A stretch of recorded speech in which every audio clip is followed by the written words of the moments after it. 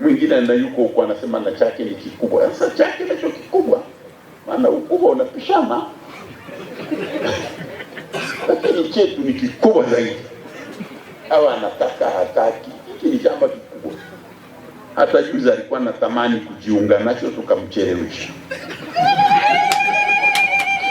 Maana anajua ukubwa wake. Basi sasa chama chetu madhumuni yake mengi, lakini kubwa ni kukamata dola. Lakini watu wanatuuliza, nyinyi mnataka kukamata dola ya nini? Ukisoma katika katiba yetu, ndeni mkasome madhumuni. Madhumuni ni pamoja na kukamata dola, lakini madhumuni makubwa kuliko yote ni kuhakikisha wananchi wanapata maendeleo. Hiyo ndio kazi kubwa ya chama chetu.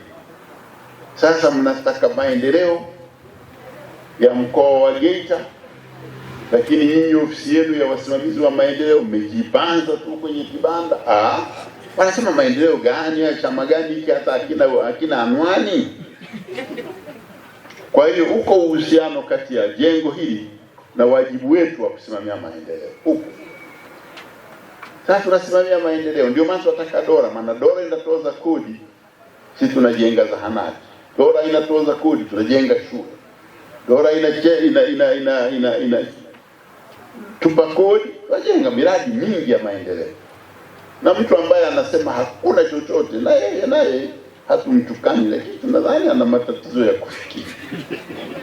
Kwa sababu vitu tunavyofanya vinaonekana. Na viongozi wetu wanachaguliwa na watu wenyewe. Lakini chami, nataka nikuombe na niwaombe wanachama hao walioko hapa, wajitahidi sana kuwa na kifua kipana. Maana uchaguzi una gharama, na gharama yake nyingine ni hasira. Ukishindwa unakasirika sana. Hiyo nayo ni hasara. Na unaweza ukakasirika, lakini ukasirike kidogo tu.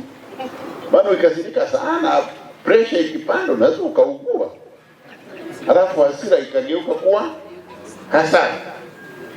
Kwa mambo ya uchaguzi haya yakipita, tuwe tunakubali kwamba yamepita yalivyopita. Sasa turudi pamoja, tujenge nini? Tujenge chama chetu, tujiimarishe. Na nilikuwa nawaambia wenzangu pale kamati ya siasa kwamba kuna mambo tu yako katika vitabu vyetu, yasome tu. Tunataka wanachama wa chama chetu wawe watu wanaojua chama chenyewe, ili na viongozi wanaochaguliwa wao wanachaguliwa kwa misingi hiyo kwenye vitabu vyetu. Kwa Chato tulikuwa wote walieleza sifa nyingi sana za Rais Magufuli marehemu. Sasa wakanimalizia sifa. Sasa wanasema na mimi niseme nini? Lakini nikakumbuka sifa mbili. Juzi ni uthubutu. Nikawaambia Magufuli alikuwa mtu anaweza kuthubutu sana.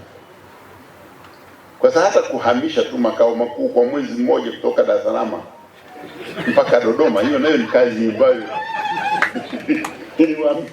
kama ungepewa urais wewe wakakwambia huna kazi nyingine isipokuwa kuhamisha watu kwenda Dodoma, ungeweza ukajiuzuru. Maana ni kazi ngumu ilikuwa. Lakini Rais Magufuli atuonyesha kwamba kuthubutu ni jambo linalowezekana. Maana unamsema mtu akiwa hai, mnamtukana kifa, mnamsifu kidogo, lakini kuna mambo alifanya. Niliwaambia jambo lingine kubwa sana alilofanya rais wetu mstaafu marehemu ni kupitisha sheria ambayo inalazimisha makampuni makubwa ya madini yanayowekeza hapa kutoa 16% kwa serikali, na bila serikali kulipia zile hisa. Kwa nini? Kwa sababu sasa wewe unakuja na mitambo. Huwezi geuza mitambo kuwa dhahabu. Mitambo ili iwe na maana lazima uchimbe dhahabu, au si? Na dhahabu unayochimba sio ya kwako, Mungu aliiweka akatupa sisi. Sasa unasema 16% zetu, wewe lete mitambo, lakini na kodi ulipelipe kidogo.